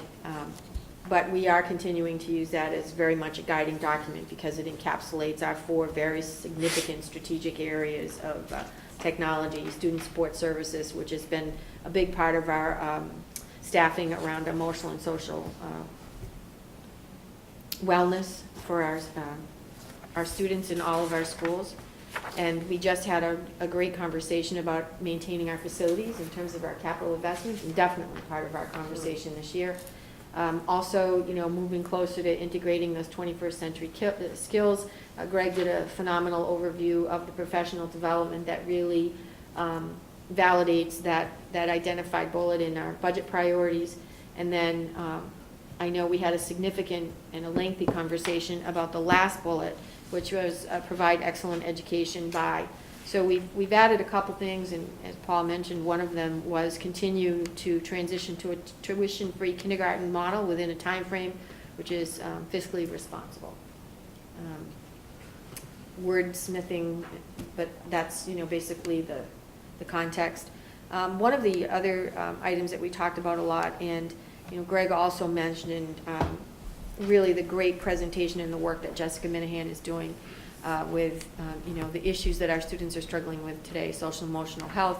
The NASA team yesterday had a presentation specific to them so that they became very much aware of the work that she was doing with and the workshops that she's conducting with our teachers, so that we're all in line with our thinking and our practices around reducing anxiety.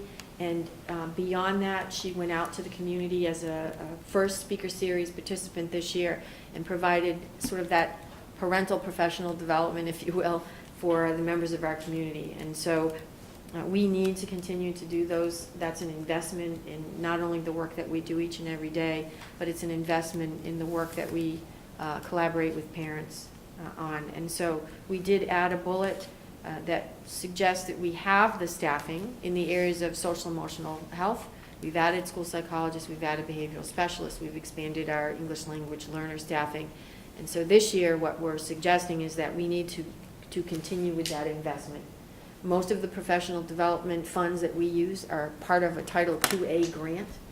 And what's embedded in the operational budget is very minimal amount of dollars for professional development. And that generally covers the stipends for our K-12 curriculum leaders who come together and really champion the work that we're doing around professional development and some of the initiatives that we've identified in our strategic plan, like all of our curriculum mapping and the data-wise work that we're doing to begin to really analyze how we're analyzing data. And so what we're looking for this year is really to add some money to the operational budget.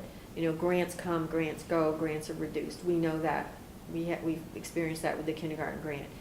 Professional development is what allows us to continue our high level of excellence, continues to keep us current with best practice, and continues to encourage our teachers to take risks and to embrace the challenges that are in our classrooms each and every day by providing the support necessary for them to do the work.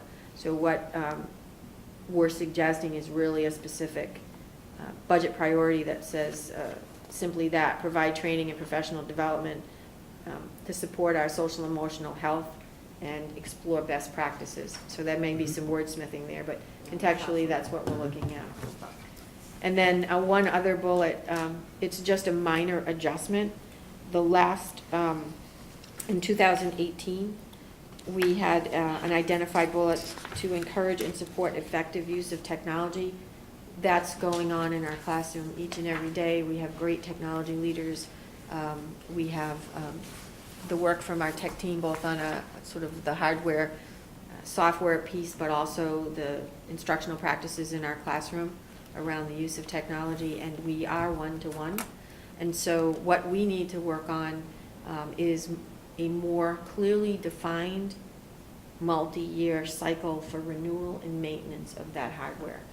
Within a short window of time, we populated our classrooms with a significant amount of great tools, technology tools, including 3D printers for the wonderful engineering program that Keith has taking place at Trottier, Chromebooks, and now we need to begin to think about when those and when that hardware ages out, or the batteries all need replacing, or the keyboards need keys. And so what Greg and I have talked about, along with the tech team, is really working on a very clearly defined, multi-year funded renewal and maintenance plan for that hardware, which may include aging out and replacing. So that's sort of a modified bullet, but it still centers around technology.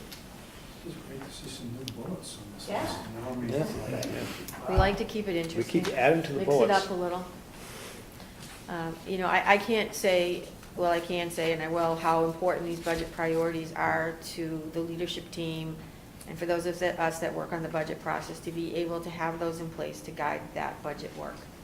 I think I've shared before that this is not something that happens in every district, but it is something that happens here, and it is incredibly meaningful to have that as a guiding document. Can I ask a question? Okay. So just on the kindergarten goal, I'm just wondering, is there a thought behind the time frame that's fiscally responsible? Like, just trying to understand, how, is there a projection for this generally, or we're just gonna work through the budget and see how it goes? And I don't want to diminish what already happened, but at that pace, it will take quite some time. So are we anticipating being able to sort of step that up a little bit, or that will become clear through further discussion? I know we're at the beginning of the budget season, so. Say clear for further discussion. Yeah, Because every time, you can't really put a plan together over a number of years, because every school committee every year is going to be different. Right. And they have to vote on it. And so it's kind of, I think it's something we take up every year, and we see what we can afford to put in. And I think what we said was, yes, we think it's a priority, but we also are trying to couple that with being fiscally responsible. Correct.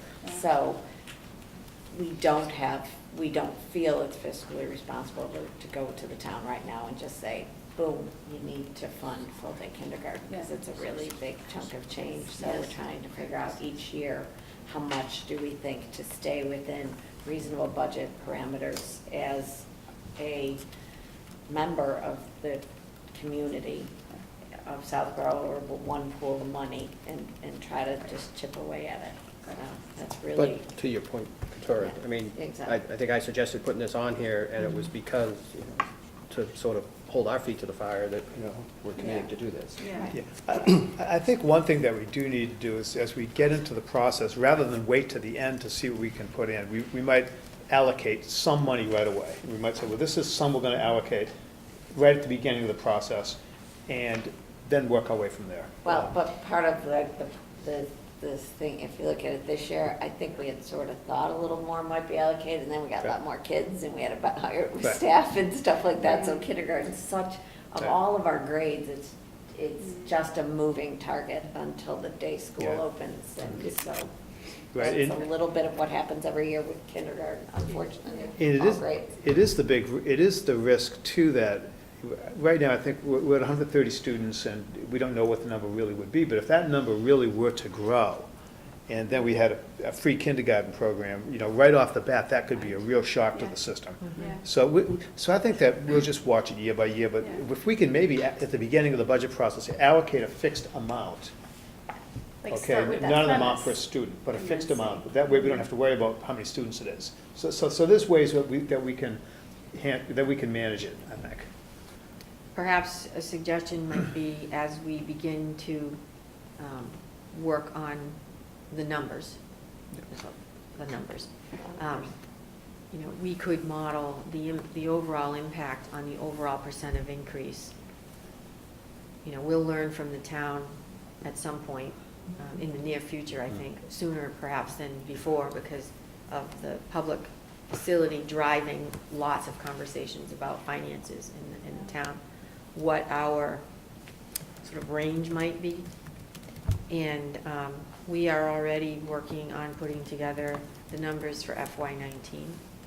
And a lot of it comes down to, do we have any retirements this year? Is there any attrition due to class sizes? So I think we're moving along fairly quickly. We have a class size analysis done. We have, for the most part, a lot of the information from the building principals. So we'll be, moving closer to that. But to show the impact of even its salaries, it's moving salaries into the operational budget. What one salary would look like. What is the overall impact on that one salary on the overall projected increase? And then it comes down to choices. If our choices are significant, our needs are significant, then we have to prioritize.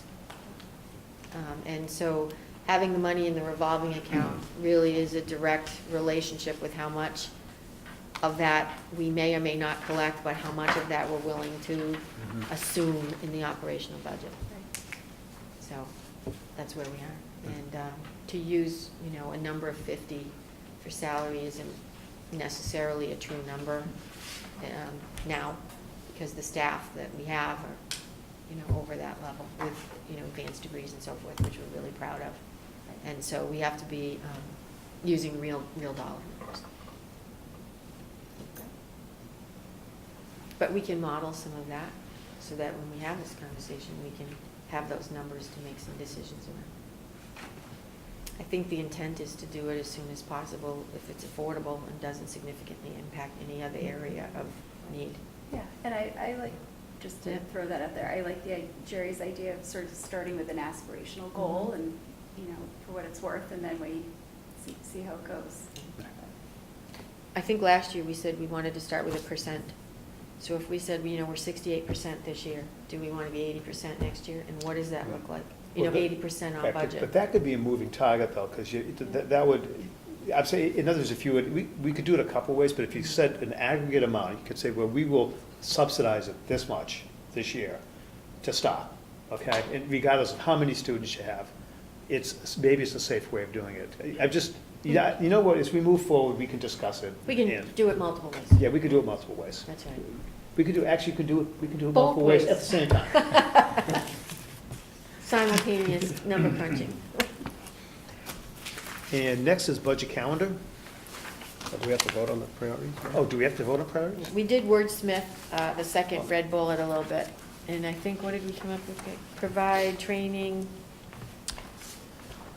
To provide social and emotional professional development and training. and training. To support best practices and programs. Yes. Yes, I think we do need a vote on this, right? Right.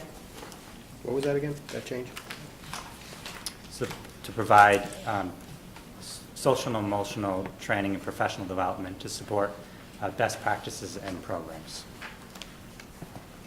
That's better. Mm-hmm. Much.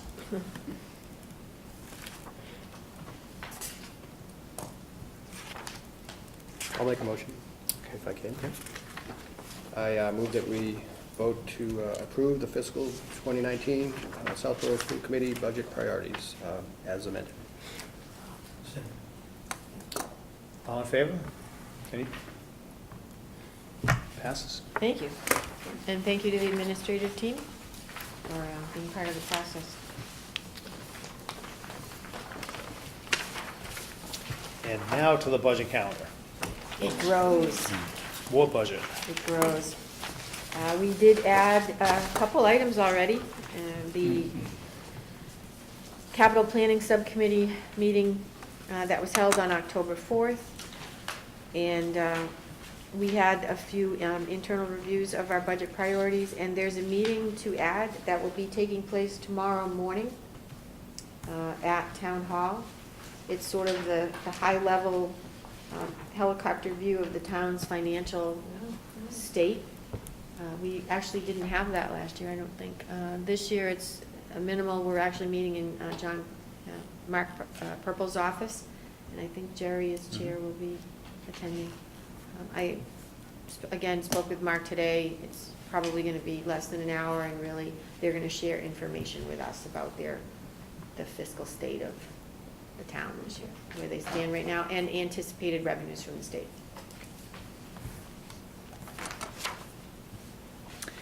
And educational policy, there is nothing to vote on at this time. And policy development and distribution, first readings.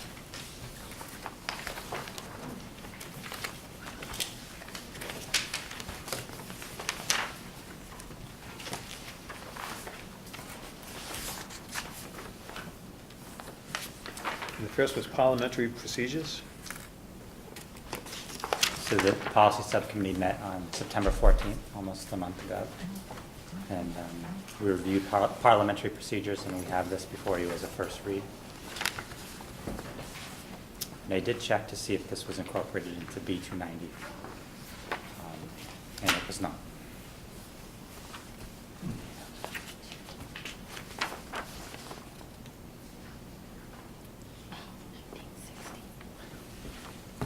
It's okay to me.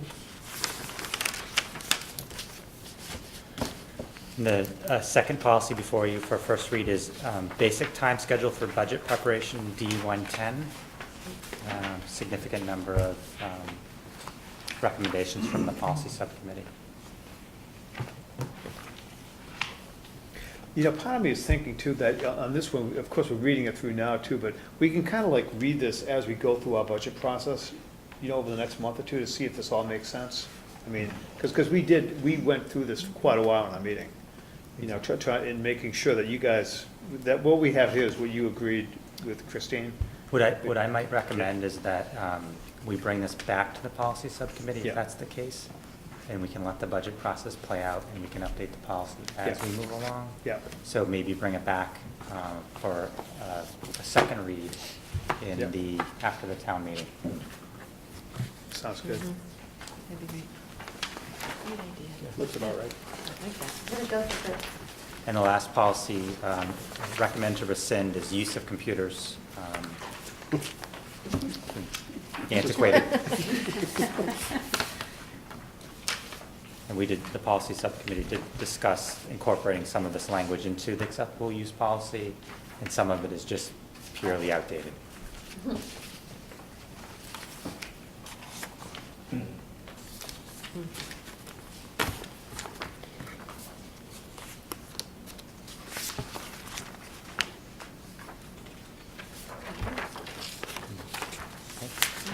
And next is distribution of personnel report.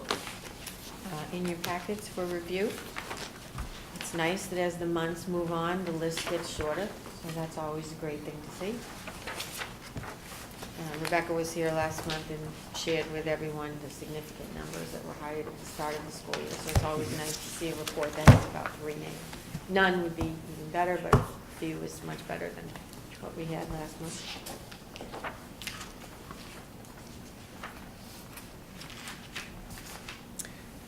And next is distribution of school improvement plan presentations. Foreshadowing of exciting presentations to be shared, and this is the schedule for the year. Keith, moving out of his May time slot, has decided to try the month of December. He has the update, in February, March, and May are all new plans. So we thought we'd go easy on Clayton and Steve and give them time to really get to know their schools. That's only fair. I did want the December date, but I'm taking it from you. We had to encourage, no, that's okay. No, it's all right. There's no requirement for the new Woodward principal to do that.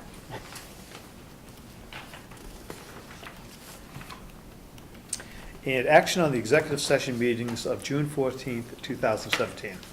So I did take a shot at clarifying that sentence that was a little confusing and added some language to it, and it's so noted in red. I think that was one of the reasons why we did not vote to approve and release at that time. Looks good now. Okay. And does it look fine? Do we have a motion? Are we voting to approve and release these at this Release, point yep. because of this change? Yep. So I'll move that we approve for release the executive session minutes of the Southborough School Committee meeting on Wednesday, June 14th, 2017. Second? Any discussion? All in favor? Motion passes. Thank you. And the minutes of last month's meeting for review and hopefully a vote to approve. I guess I can do it again. I move that we approve the minutes of the Southborough School Committee open meeting on Wednesday, September 13th, 2017. Second? Any discussion? All those in favor? Passes. And next is approval of bills and payrolls. And we can do that, of course, afterwards. And then agenda items for next month. I think a number of the items that we have on the agenda for this evening are going to be carried forward throughout the school year. Specifically, at least the continued discussion on the MTC committee and the status of what's taking place. Public safety building, an integral part of the work this year. And just, you know, even if it's a quick update, no news, but to keep it on the agenda. The kindergarten, we also agreed that, again, we're going to be watching the numbers, but just to have that on the agenda and know that we're continuing to be mindful of the work that we want to do around moving to a full-day tuition, a full-day 3K tuition. We'll have an update on the MASC-MASS joint conference. And it's not yet December, so we will not have a improvement plan presentation. I am still reaching out to SOS and SEF, so hopefully they'll be available as well for the Monday presentation. I have one suggestion. You had mentioned you met with Rec, and I too heard from someone from Rec, and they do have some rather exciting plans that involve schools, and I think we should put that on the agenda for next month. And in fact, they said they'd be willing to have someone come and talk with us. So. Right. They were ready to come tonight. I think they hadn't yet met with the Board of Selectmen, so I think the plan was for them to meet there first and hopefully come here. So Okay. I'm not sure if they will have, but we can certainly ask, and if they have, we can add them to the agenda. But definitely by December, I'm sure they will have had that meeting. They seem amenable to coming next month, so. Okay, great. Even better. And that's Monday. Right. We'll send out a doodle poll. Get that. Change the date is Did we- always difficult. That, well, you know, when we changed the date, there was 3 of us here, too. Right. So Yeah. I wasn't sure that was Okay. cast in stone, was it? Yeah. I But think that's fine. it was. It was. We checked the minutes. That's okay. But I'm okay. now I'm look. wondering if it was, actually. The if only presentation is the, well, I'm gonna let Greg speak more It's the Mark specifically about it. Wahlberg Youth Foundation. It's the misuse of prescription drugs by teens, and it's a documentary. Is that's that Wednesday? That's that Wednesday night. Okay. And the hidden in And Hidden in Plain plain Sight. sight will also be a part of it, and there will be a panel discussion Very good. and some booths with information for folks. And it's a well-planned event, and it's been actually a collaboration with the Metro West Health Coalition. Health Coalition. A lot of members from Southborough serve on that. It's been a tremendous collaboration of a lot of great work being done. And it starts at 6:30? 6 to 7. It's vendors and booths are available, information is available, and then Hidden in Plain Sight will be available, and then 7 to 8 is the presentation. And panel discussion. And then 8 to 9 is booths again, and then Hidden in Plain Sight will be available to parents. All right. And last is audience sharing. No, there's no audience out there, so I guess we're okay. Oh, Sam's there, Dave's there. Well, Sam, I Just forgot, taking you it guys, for granted. jeez, you know? It's quality, not quantity, that's the thing. Sam is actually our liaison again this year, Yeah. so we're thrilled. I think he'll be working with us.